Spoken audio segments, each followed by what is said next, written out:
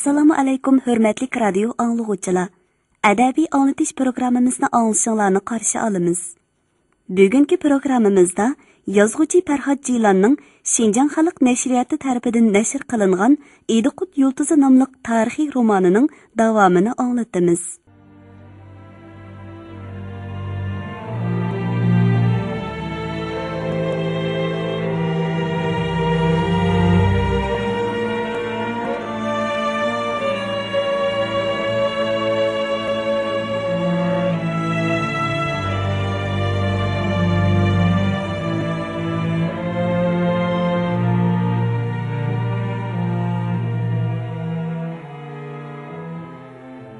Mötəvərlər xuddi yelkələrini eğir tağ basqandək düşkünləşkən halda qo'zg'alishib, ün-tinsiz tashqariga chiqishdi.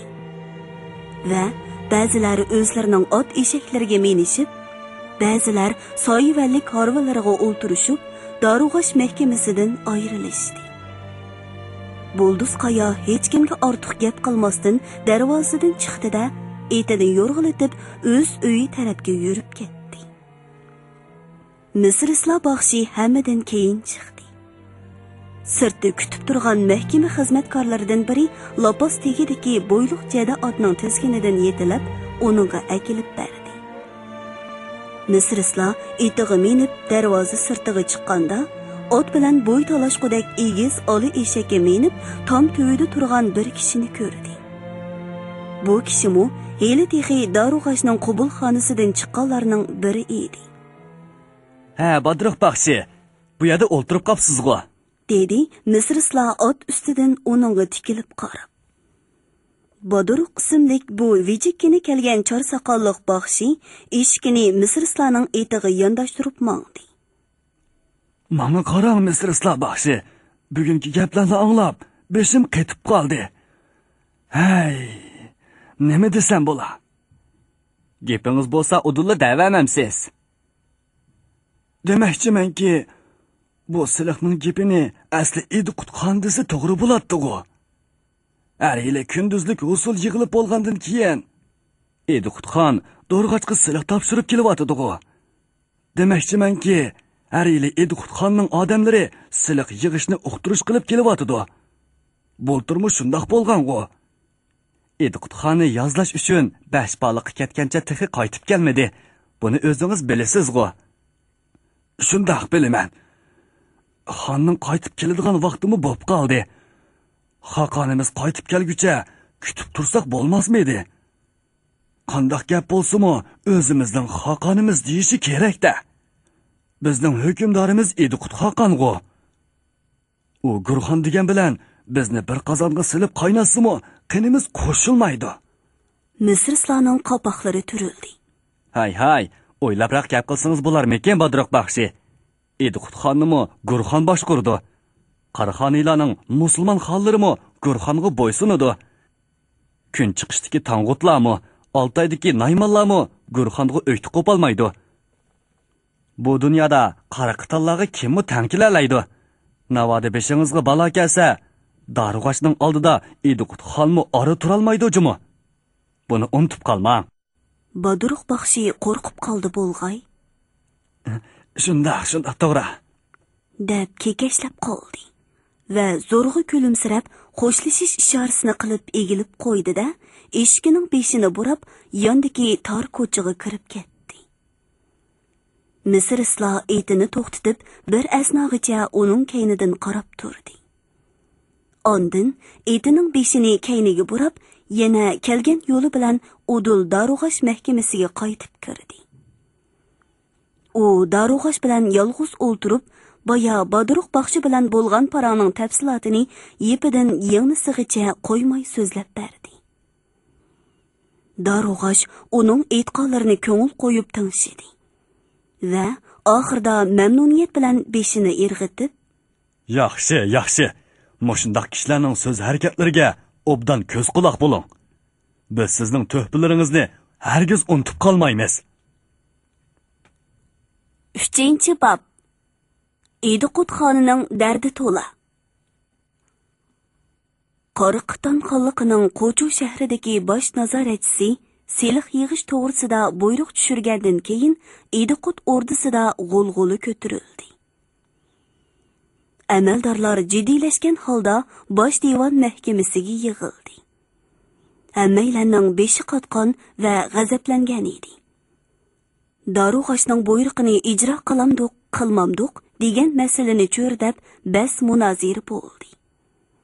Hammaylar tutib bo'lib ko'nglidagi gaplarni qilishdi. Bular bak haddidan eshib ketgili turdi.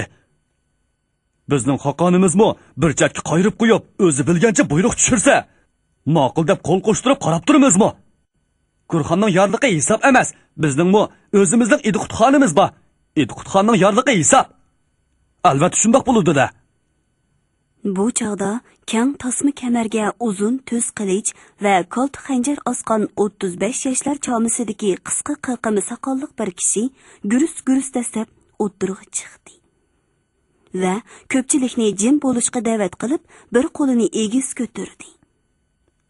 Ay muhtaram mo'tivarlarim, Piqirning ikki eg'iz gapini anglab beqingizlar. Mo'tivarlar taraf-tarafdan xitob qilishdi. Qani aytqini Olbaristarxon. Qani so'zlar. Olbaris ismlik bu tarxon bo'y basti onchi egiz bo'lmasa-mu, mo'rilari kang, ko'krigi ko'tarilib turgan bahodir sifat azimat edi. Shu topda uning qoshlari g'azab bilan yemirilib, ko'zlaridan o't chaqnab turadi. Birari o'rinliq fikr va muvofiq chora tadbirga taqozo bo'lib o'ltirgan mo'tivarlar talash tortishni to'xtatib, tarxonning og'ziga tikildi. Bu muttaham Darug'ach bizning ordimizning qo'y tuzumlariga pisand qilmay, bizning Ediqutxonimizning oldida o'tkazmay, Gurxonning yorliqini bizga zo'rlab tenglayotdi. To'g'ri, biz qari qitallarga siliq to'lab kelyapmiz. Lekin har qanday ish bo'lsa-mu o'z tartibi bilan Ediqutxonning yorliqi bilan bo'lishi kerak-da. Mo'tivarlar yana o'zlarini besib ololmay xitob qilishdi. To'g'ri deysan, Olbaris. Biz bir nima deb Gurxonning yorliqi bo'yicha ish qilgulaymiz. Birodarlar, biz qachongacha siliq to'laymiz? U Darug'ash degan muttahamning ko'tiga tep qo'g'livatsak bo'lmamdi. Ularning zo'migarligiga qachongacha bosh tegib yuramiz. Ay hurmatli mo'tivarlarim, tinchlanayli. Men gapimni davolay. Qanday qilish kerakligini Ediqutxon o'zi bilsin. Biz bu yerda bo'layotgan ishlar to'g'risida betik yezib, bashbonlikqa chaparman avatayli. Qanday deysizlar? Mo'tivarlar ovoz qo'shdi. To'g'ri, shunday qilayli. Darhol betik yozayli. Chaparmanlarni bugunni qoldirmay, yolg'iz hilib etish kerak. Vaholanki mo'tivarlar betik yezishga ulgurmadi. To'g'risini aytganda, betik yezishning hojati qolmadi. Mo'tivarlarning g'ulg'ulisi besiqmay turib, tashqaridan o'pir-to'pir mongan qadam tovushlari anglandi. Qo'sh qanotliq eshik ulug' echilib, ufchisiga abjilgina chilonrang shoyi yakdak kiyib, belini tasma kamar bilan chong tortib bog'lagan va beshig'i yeshil kimxob bilan qoplangan o'ri qalpoq kiygan yosh bir yigit tez qadam besib kirib keldi-da, o'ng qo'lini ko'ksiga qo'yib, egilib salom berdi. Uning shamolda qizirib ketgan yuz ko'zlari va chong qo'ngan usti beshidan qaraganda, yiroq yo'ldan kelganligi bilinib turadi. Mo'tivarlar uni to'nidi. Ediqutxonning chaparmen ekan. Deyishdi ular jonlanib. Salomdan so'ngra so'zi ma'lum bo'lsinki, buyuk xoqonimiz yozliq ostona bashbonlikdan yo'lga chiqib, hozir qishliq ostona qari qo'chug'i kelyapti. Orda ahli voqif bo'lg'ay. Dedi choparman. Mo'tivarlar oldirab o'rinlaridan turishdi. Darhol tayyorlik qilayli. Xoqon atugungacha yetib kelgudak. Olbaristarxon choparman yigitning yelkasiga qo'lini qo'ydi. Sen endi orom olgin. Xonni kutuvlashqa men boraman. Choparman ta'zim qilib chiqib ketdi. Olbaristarxon xoqonni kutib olish uchun xillangan 1500 chavandozni boshlab, shu kunila otlarni choptirgunicha beshboliq yo'liga ravon bo'ldi. Top qizil yo'lg'ullar o'sib ketgan qumsang'u cho'lning jimjitligini buzib, ot tuyoqlari do'pirlamoqda. Horvi choqlari g'echirlamoqda edi. Qilich, nayza, o'qya bilan to'liq qurollangan 3000 chavandoz xoqon horvisini o'ttirg'i elib kelmoqda edi. Harvaning ustiga yaltiroq qizil tovardan soyivan tiklangan. Soyivanning cho'risiga mashutdan uzun cho'chlar tutilgan edi. Shu harvaga selingan gullik gilam va kimxob ko'rpida Ediqutxon barchuq art degin xiyolchan qoshlari bilan atrofni tomosha qilib o'ltiradi. Ishki yanğa yo'g'an to'zg'oqliq ishki takiya qo'yilgan bo'lib, xon charchab qolgudek bo'lsa, heli o'ng yondiki, heli so'l yondiki takiga qiyisib yonboshlaydi. Egiz harvaning to'mir bilan chambarlangan yo'g'on ishki chaqi g'ichirlab har xil sado chiqaradi. Daladagi o'y do'nglarga duch kelganda harva o'yan bo'yan choy qilib, soyivanning mashhur cho'chilari lapanglab ketadi.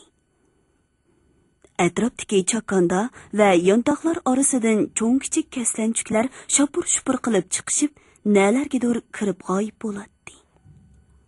Yo'lg'unlar to'yidan ushtum-tut bo'z to'shqanlar etilib chiqadi-da, dalini bo'ylab badal qochadi. Gohi yiroqdan qulan yoki jaran to'plari uchrab qoladi. Bundaq chaqlarda bir to'p yosh chavandoz o'qiyalarni qo'llariga elib, otlarini bo'lishiga choptirib, shu jonivorlarni qo'g'lab ketishadi. Oldin yurgichi charlig'uvchilar qismidan yosh bir chavandoz to'mqora arg'amoq etini qo'yundek choptirib yenib keldi. Va xon harvisining oldida otdan sakrab tushib ma'lumot berdi. Buyuk Ediqut Xoqonga ma'lum bo'lsinki, Qariqo'chidan Olibaris Tarxon o'z qo'shini bilan yetib keldi. Ediqut Xoqonimizning nurliq yuzini tavob qilishga taqazza bo'lib farmon kutib turmoqda. Ediqut xon o'z harvisiga yondishib kelayotgan nökar peshiga qarab buyruq berdi. To'xtayli. Tush vaqti bo'p qopti. Olibaris kelsin. Xabarchi yigit yana etig'i chabdaslik bilan mendida qo'yundek uchib qo'shinning bosh tarafiga ketdi. Hayol o'tmay Olibaris Tarxon yetib keldi va xonning oldida otdan tushib ta'zim qildi. Xonni qo'g'dab kelayotgan 3000 jangchi bilan Tarxon boshlab kelgan 1,5 ming chavandoz birlikda bargoh qurdi. Hashpash degicha xonning masht bilan kashitlangan ozodi chediri tayyor bo'ldi. Xuddi shundaqla cho'risiga mashtdan chuch tutilgan qizil kimxob soyivan tikildi. Soyivanning tegiga gilam selinib, uning ustiga shoyi ko'rpa, yo'lvoz terisi va yo'g'an to'zg'oq takiyalar qo'yildi. Xon bilan Tarxon ana shu joydan o'rin oldi. Jangchilar dolig'i kang tarqilib so'rin tuzishdi. Ta'minot harvalariga besilgan turlik lozimatliklari tushirildi. Qozonlar esilib, o'g'langan jaran, to'shqon go'shtlari qaynashqa. Kavobning mazalik puroqlari tarqilishga boshladi. Ediqutxon barchuq art degan takiyiga yo'linib, yo'lvoz terisida yonboshlab yotdi. Olibaris Tarxon jiddiylashib tursimu, hissiyotini besib elib, ostonada bo'layotgan ishlarni tamkinlik bilan bir-birlab so'zlab berdi. Shundaqdimi, u so'zining oxirida o'zini tutolmay xitob qildi. Bu Go'ruxon degan mal'unning bizga yorliq tushirdigan nima haqqi? Bu darug'ach xonliqimizni ko'zga ilmay, mushundaq boshbaltaq qilib yursa, biz qarab turaveramizmi? Barchuq art deganning chiroyi o'ngib ketdi. Ko'zlari dahshatli tus elib, nafaslari tezlashdi. Uning g'azabdan bo'g'ilib, ichidan o'rtinib ketayotganligi sezilib turadi. Lekin u lomjim demadi. Tizig'i qo'yilgan mushtini chang tugib, alamlik ko'zlari bilan nagidur yiroq bir yerga tikildi. Tarxon Xoqonning chiroy ifodasini ko'zitib, bir asnog'icha sukut qilgandan keyin ovozini pasaytib, ehtiyot bilan mundaq dedi. Buyuk Xoqonim, qilishlarimizni qinidan sug'urib, xonliqimizning ko'k bayrog'ini ko'tarib chiqishga qachon farmon berasiz? Tarxon shundoq dedi-yu, Ediqutxon nima deydikin deb hayajondan demi siqilgan holda uningga tikildi. Xoqon ön chiqmadi. Yana shu qiyofatini o'zgartmay yiroqlarga ko'z tikib, uzoqcha shuk o'ltirib ketdi. Tarxon o'ttirg'i qo'ygan bu savol uning dil aromini buzib azoblayotganligi bilinib turadi. Oxiri Ediqutxon eg'ir bir tiniq ilib Tarxonga qaradi. Ko'nilada oldirgan qolar, oldirmagan olar degan gap bor. Üzümni ətyazda pişirib alğılı bo'lmaydi. Kevazmo o'z mavsumi kelganda g'ozlaydi. Oliboris Tarxon Xoqonning so'zining davomini anglashga talmirib o'ltiradi.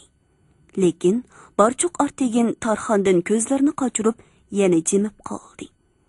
Shunga Oliboris Tarxonmo beshini to'van silib, ulug' kichik tindi. Ediqutxon xuddi o'ziga so'zlayotgandek bo'sh ovozda so'zini davomlashtirdi. Hozir xalqimiz o'z tarixidagi eng og'ir kunlarni boshdan kechiryapti. Biz ota-bobolarimiz ko'rib boqmagan qiyinchiliklarni ko'ryapmiz. Shunga ota-bobolarimiz mingib boqmagan yo'llarda mingib, ota-bobolarimiz bizga o'rgatib boqmagan chora-tadbirlarni tepib chiqishimiz kerak. Burunqilar mangan udul yo'l bilan endi mang'ili bo'lmaydi. Hozir bizning hamma yo'llarimiz etik. Kun petishda qari qitallar siliq to'laysan deb beshimizning ustida qilichni tanglab turyapti. Kun chiqishda tang'utlar karvonlarimizni bulab, elchilarimizni yiroqdagi yurtlarga o'tkazmayotdi. Janubda qaraxoniylar diniy o'shmanlik tufaylidan pat-pat bizga qarshi urush qo'zg'ab turyapti. Shimoldagi naymonlar garchi biz bilan urushmagan bo'lsa-mu, dushmanlarimiz bilan do'st bo'lishib turyapti. Ularning qora qitallar bilan munosabati bak qo'yoq. Shunga ularga ishonishga bo'lmaydi. Qisqasi, biz hozir to'rt tarafdan o'rtab turayotgan o'tning ichida turyapmiz. Ediqutxon so'zini to'xtatib, yana yiroqlarga ko'z tikdi. U yanala qiyofasini o'zgartmasdan to'zg'oq to'ldirilgan takiyiga yo'linib, yonboshlab yotadi. Shu topda uning chiroyidan g'azablanganlik, ma'yuslanganlik yoki xotirjamsizlanganlik alomatlarini ko'rgili bo'lmaydi. Uning salobatlik, ulug'vor qiyofati har qanday sharoitda o'zgarmaydigandek edi.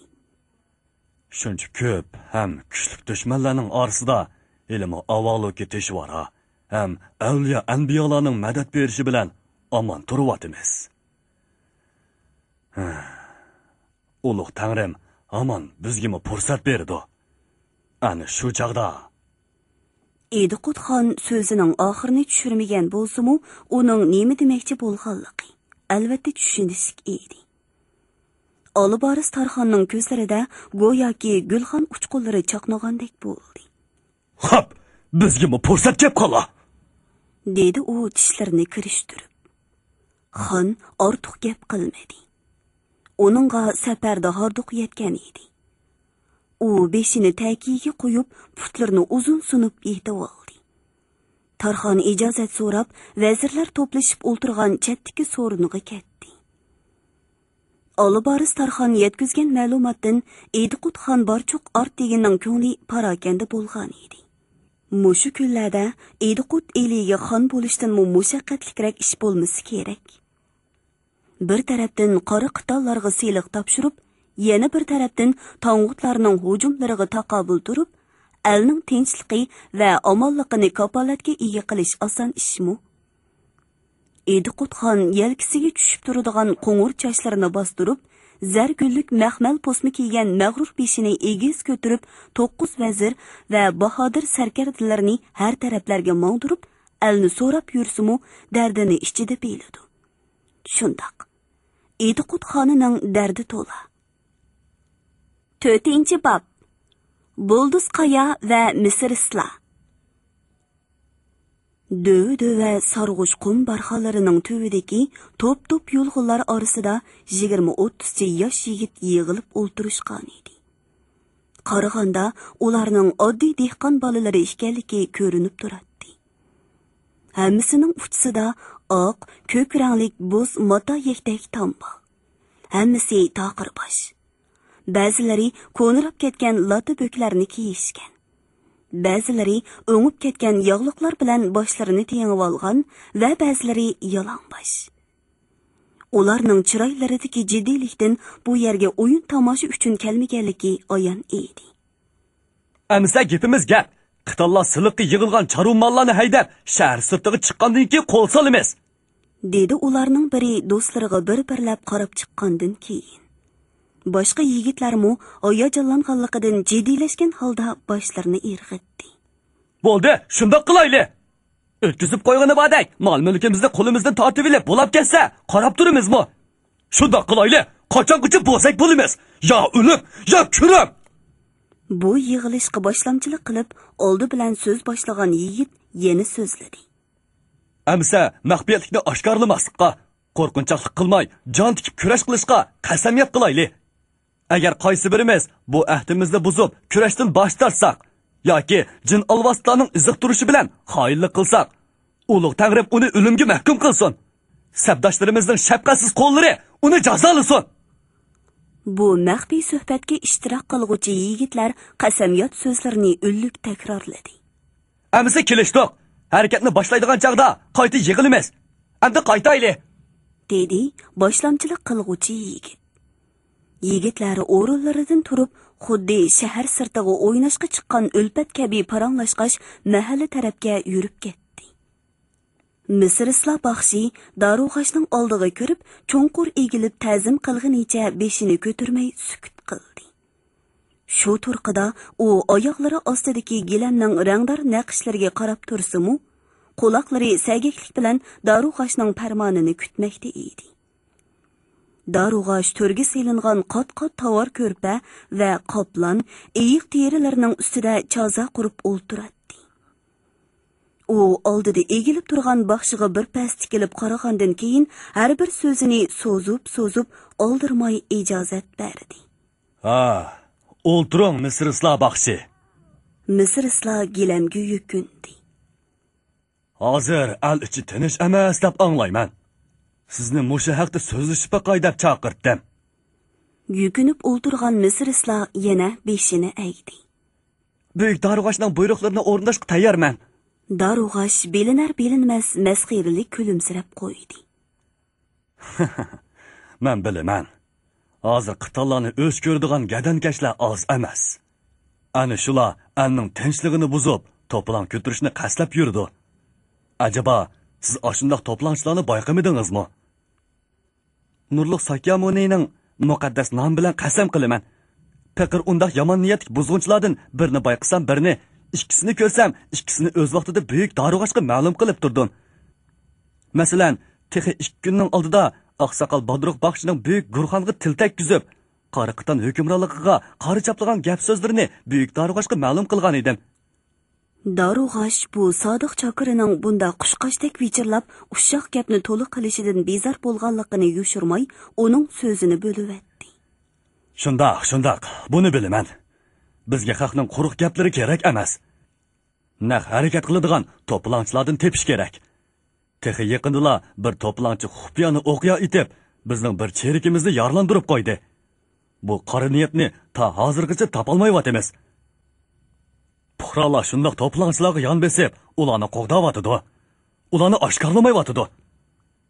Cho'llarda qiton karvonlariga hujum qiladigan, shahar va yezlarda nazoratchilik qiladigan qiton amaldorlariga til haqorat yog'diradigan ishlarning oyig'i uzilmayotdi. Acaba shuncha ko'p gunohli ishlar yuz beryapsa, hech nimani ko'rmayotamiz. Sizning oyg'oqchilaringiz, tintingchilaringiz nima qilyotdi? Maxfiy suiqasd uyushtirib, to'plan ko'tirish qasdida bo'layotganlarni nima uchun tutolmaysizlar? Misr Isloh qo'rqib, ko'zlari chekchiyib ketdi. Topimiz. Buyuk Darug'ash, suiqasdchilarni cho'qim tepib tutamiz, dedi u huduqishdan tili kalvolishib. Bugun atigan o'rdiga berib, Ediqut xong'imi bu haqda yo'l yo'riq berdim. U silahni o'z vaqtida to'liq topshirdiganligiga va'da berdi. Lekin suiqasdchilar to'g'risida aniq bir nima demay, mujmallik qilib turyapti. Siz buyuk Go'rxonimizning qo'chudagi ko'zi ham quliqi. Biz sizga ishonamiz. Sizning tuhbalaringizga loyiq javob qaytaramiz. Biz o'zimizga sodiq odamlarni qadrlaymiz. Sizmi sodiqingizni davomli amalda ko'rsatib turishingiz kerak. Suiqasdchilarni tezroq tepib chiqing. Siliqqa yig'ilgan jonli ham jonsiz mulkning bexatar yutkilishiga kafolat qilishimiz kerak. Xo'p, cho'qim shunda qilamiz, buyuk Darug'ash. Darug'ash uningga qanday qilish to'g'riliq yo'l yo'riq berdi. Oyg'oqchi va tintingchilaringizning hammasini ish qilsilang. Ular to'plan ko'tirishga tayyorlanayotganlar qiyofatiga kirib olib, mahalla, ko'ch-ko'ylarda qitallarga qarshilik ko'rsatish haqida so'zlab yurishsin. Keyin qiltaqqa tushganlarning hammasini biroqli yig'ishtiramiz. Xo'p, buyuk Darug'ash, shunda qilayli. men darhol o'rinlashtiray. Bulduz qayaning hovlisi xeli kangri bo'lib, uyning orqa tarafi üzümlük edi. Kuz kirib, havo kundan kunga salqinlashga boshlagan edi. Bulduz qaya üzümlükdagi ishlar bilan band edi. Ishlamchilar taklardan uzilgan üzümlarni cho'ng-cho'ng badang sevatlarga qochilmoqda edi. Bulduz qaya o'zimi taklarni orlab yurib, ishning yurishini kuzatatdi. Shu asnoda ko'kbuz yakta kiygan toqirbosh xizmatkor kelib ma'lumot berdi. Oqsoqol, mehmon keldi. Bulduz qaya usti veshini qiqishtirg'ash oldingi hoylig'i o'tdi. Uyning eshigi oldidagi bedish tegida vejikkini kelgan o'shki soqolliq oqsoqol uy egisini kutib turgan edi. Qut bo'lsin Badroq baxshi, deb salom berdi uningga Bulduz qaya. Qut bo'lsin Bulduz qaya baxshi, dedi mehmon. Uy egisining taklifi bilan ishkaylan bedish tegidagi supig'i chiqib o'ltirishdi. Hol ahvol so'rashgandan keyin mehmon sohibxonaga yaqinroq surilib va ovozini pasaytib mundaq dedi. Nurliq Sakyamuni Amita Budda madad bergay. Hurmatli Bulduz qaya baxshi, 2 kundan buyon ko'nglim joyida emas. İçimdagi gaplarimni sizga aytay deb keldim. Hayvonning olisi teshida, odamning olisi ishida degan gap bekor aytilmagan. Bulduz qaya savol ma'nosi ifodalangan ko'zlari bilan uningga tikildi. Amitaba, nemish bo'ldi Badroq baxshi? Badroq baxshi esangirab qolgandek ko'rinadi. Misr Islo baxshini bundaq qila deb o'ylamabdikanman. Nim bo'ldi? deb so'radi Bulduz qaya diqqatini yig'ib. Badroq baxshi gapni nadin boshlashni bilolmayotgandek qilib, vejik gavdasini uyon-buyonga medirlatib qo'ydi. Ondan cho'nqur o'ltirishgan kichik ko'zlarini chimchiqlatib qo'ydi. Heliq kuni Darug'ach mahkamasidan yong'anda Misr Islo bilan paranglashib qolgan edim. Men uningga siliq yig'adigan ishni Ediqutxon o'zi qilishi kerak. Darug'achning bizni boshqaradigan nima haqqi bor degandek gaplarni deb saptikanman. Ha, Misr Islo nima dedi? Shu chaqda u ortiq gap qilmagan edi, ammo keyin u mening gaplarimni Darug'achga yetkazibdi. Shundaqmi? Buni qandoq bildingiz Badroq baxshi? Ikkinchi kuni atigandila 2 qitan cherik kelib, meni Darug'achning oldiga opirishdi. Darug'ach qapoqlaridan qarmuz yog'dirib, meni so'roq qildi. Uning bunda qo'rqinchli talatini zodi ko'rib boqmabdikanman. Ko'rdingizmi bu ishni? Misr Isloni bunda qila deb o'ylab boqmabdikanman. Keyin qandoq bo'ldi? Darug'ach yana nima dedi? U meni qora qitallarga o'shmanlik qilding deb bir muncha aybladi. Dunyoda hech kim qora qitallarga tang kelolmaydiganligini tushuntirib, uzun so'zlab ketdi. Ondan Badroq baxshi ovozini pasaytib va og'zini Bulduz qayaning qo'liqiga yaqin keltirib dedi. Hozir qora qitallarga qarshi maxfiy suiqasdlarni bor deydi. Yana texi meni shundoq suiqasdlarni fosh qil deb qistidi. Amitaba, avvalo ketishvara madad bergay. Men undaq maxfiy ish qiladigan odamlarni nadim bilay?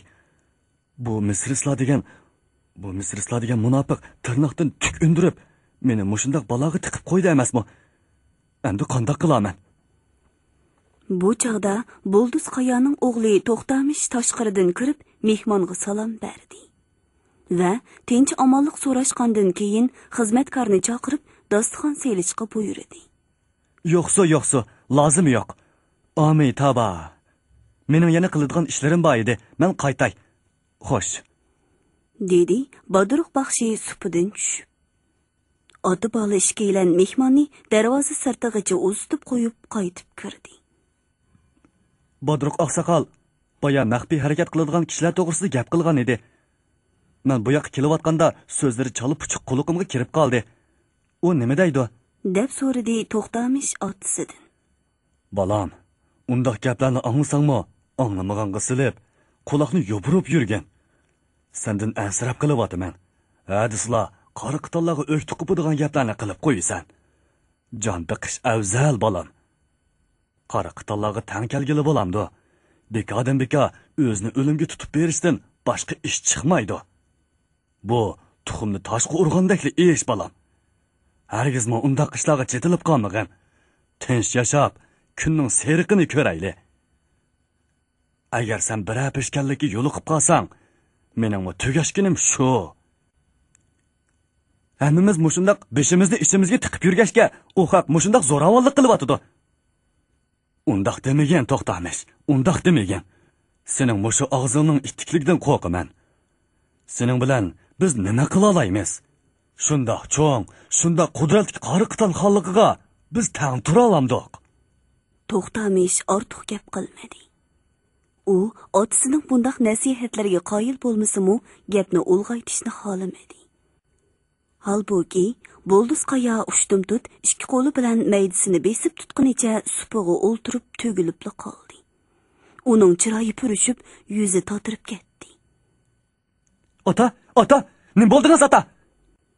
To'xtamish etilib kelib otasini supig'i yotqizdi va beshig'i tagiga qo'yib berdi. Bo'lduz Qaya boshqini engrab qo'ydi. Yana yurak kislingiz qo'zg'alib qoldimi ota? Birdan midirlamay, mushundaq yetib turing. Men darhol amchini chaqirib kelay.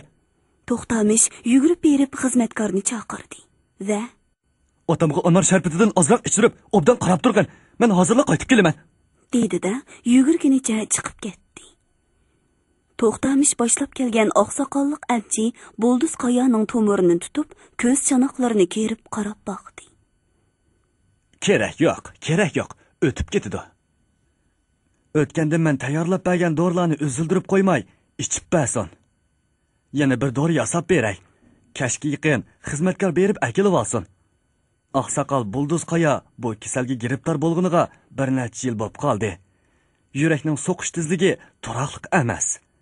Bakrak diqqat qilish kerak. Charchab qolmasin. Qattiq harakat qiladigan, jiddiylashidigan ishlardan saqlanish kerak. Misr Islomining qasri Darug'ash mahkamasidan muqilishmog'idek darajada hashamatlik edi. Butun qasr tashqarqi qo'ru, o'ttiridagi qo'ru va ichki qo'rudan iborat 3 bo'lakka ayriladi. Tashqarqi qo'ruda darvozalar, ot boqarlar va chakarlar. O'ttiridagi qo'ruda g'o'jidor va qo'riqchilar. Ichkiridagi qo'ruda xo'jayinning oilasi va mahram og'vatlar joylashgan edi. Butun qasr chosi shaklidagi egiz tomlar bilan qo'rshalgan bo'lib, janub tarafda tutquch o'rnida cho'ng-cho'ng ikki to'mir halqa o'rnatilgan qo'sh qanotliq asosliq darvoza. Kun chiqish va kun petish taraflarda odatdagcha kichikroq darvozalar bor edi. Bu darvozalar hamisha ham yipiqliq bo'lib, maxsus darvozalarning boshqurishida edi. Yaqinqi kunlardan beri darvozalardan sirt yana 2 nafar qiton cherkimi muhofazachilikka saplangan edi. Asosliq darvoza oldidagi seriq to'pi ustiga sheg'il yotqizilib chingdalgan kangri va takshi yo'lni bo'ylab yosh bir chavandoz bo'yliq jadi etini yo'rg'ilitib qasrga yaqinlashdi. Darvoza oldiga kelganda chavandoz otdan tushib, to'mir halqini qopqig'iga urib taraqlatdi. Eg'ir darvoza tasti echilib, kolti nayzi tutgan 2 qiton chiqdi-da, etining tizginidan tutib turgan va zargullik yeshil pashmat kiyib, yeniga qilich, xanjar osgan chavandozga sapsilib qaradi. Sizga kim kerak? Shu asnoda chorsoqolliq darvozadan yugurib chiqib keldi-da, boshda chavandoz yigitga, ondan qitonlarga egilib tushanchi berdi. Bu begim, xo'jayinimizning o'g'li Qoplonbek bo'ladi. Marhamat qilg'aysiz Qoplonbek xo'jam. Bu cheriklar texi bugun atiganda navbat olmishib kelgan edi. Shunga xo'jimizni tanimay qoldi. Qoplonbekning g'azabdan qo'shuvmisi turildi. Lekin zuvon surmadi va ulgurib kelgan ot boqarga etining tizginini tutqizib qo'yib ichkariga kirdi. Misr Islo ichki qo'rosidagi ichkiri uylarining birida orom elib yotgan edi. "Kal o'g'lim, o'ltirgin", dedi u eshikdan kirib kelgan Qoplonbekni ko'rib va ustiga yepilgan tovar yotqanni qayirib elib etib, tagiga yo'linib o'ltirdi. "Qut bo'lsin ota." Qoplonbek ta'zim bajo keltirgandan keyin supudagi gilamga selingan tovar ko'rpiga chozi qurib o'ltirdi. Yaqindan beri mahkamadagi ishlar aldirash bo'lib ketdi. Erib ketibdiman. Orom elib yotgan edim shu. Har yili siliq yig'ish mazgilida mushundaq tenab ketimiz o'tam. Qoplondek otisidan hol ahvol so'ragandan keyin bir asnog'icha jim bo'lib o'ltirib ketdi. Ondan otisiga yer tegidan qarab so'radi. Tunugin yerim kechida qitilla o'ylarga bostirib berib, bir muncha yosh yigitlarni tutib ketibdi deb angladim. Bu rostmi? Misr isla norozilik alomatlari chiqib turgan ko'zlari bilan o'g'liga qarab qo'ydi. Yana meni ayiblash uchun gapsanda. Qaroqchi to'planchilarni bisiq turish ishi almisaqdan tortib hukmdorlarning muqaddas burchi bo'lib kelgan. Ular qandoqmi? Qaroqchi to'planchi bo'lsin ota. Dedi Qoplondek o'zini salmoq tutishga tirishib. Misr isla o'g'lini qoyil qilmoqchi bo'lib, ovozini yuqori ko'tarib so'zladi. Ular siliqqa yig'ilgan ot to'gilarni bulab ketmoqchi bo'lishibdi. Bu qaroqchilarning qiladigan ishi emasmi? Ular daruqashqa o'ydi qo'pishdi. Demak, ular to'planchi bo'lmay nima? Qoplondek o'zini zo'rg'a besib elib, otisiga murojaat qildi. Xalqning yurtini besib elib, siliq to'lashga majbur qilganlar haqli bo'lib, o'zimizning boyligimizni qaytarib olamiz deganlar gunohkor bo'lamda? Misr isloning ko'zlari chaychiyib ketdi va vorqirab turib, "Bo'ldi, bas, og'zingni yum. Mushundaq gaplarimni qitallar anglab qoladigan bo'lsa, kallang ketmamdi, ha? Aqling bormi sening? Faqat uchiga chiqqan dört saranglar o'zini chaqlamay, mushundaq qudratli xonlikqa til tekkizdi. Qitallar bizga nima yomonlik qildi? Darg'ash mening martabamni o'stirib, qo'limni uzun, yo'qimni bor qildi. Qo'cha bo'yicha oldingi qatorda kun ko'ryapmiz. Sana yana nima kerak? Senmi asli mushu qasrda turaversang yaxshi bo'ladi. Gapimni anglamay, uyingni ayirib olib, bo'lmug'ri odamlar bilan chetishib qolgandek turasan. Ota, xalqdan anglasam, shu yigitlarni siz tutib beribsiz-ku. Bu rostmi? Misr islo birdamlik sukutdan keyin hukmdorlarga taqlid qilingan talaffuzda, "To'g'risini aytganda, ularni men emas, mening odamlarim tutdi." Hurmatli radio anglag'uvchilar, yozuvchi Farhod Jiylanning Idiqut yulduzi nomli tarixiy romanini bugun mush yergacha anglatdik. Davomini atidagi programmamizda anglag'aysizlar. Bu yerdagi xalq o'mkan, tinchlikni qadrlaydi ekan. Shunga jidal majralar ko'rilmay, xonlikning putunligi ham omonlikka kapolatga ega bo'ladi ekan. Daminglar xavotir bo'linglar. Qochqin jinoyatchini ko'rgan yerda tutinglar yoki bizga ma'lum qilinglar. Xizmat ko'rsatganlarga oltin kumush ilhom qilinadi. Agar kimda-kim jinoyatchini yoshirsa, shuning kallasi ilinadi. Qudratli ulug' hammaga qodir Tangri. Odamning qisosini ilishimga ijozat bergaysan. Qisos ilohiy, menga madad bergaysan.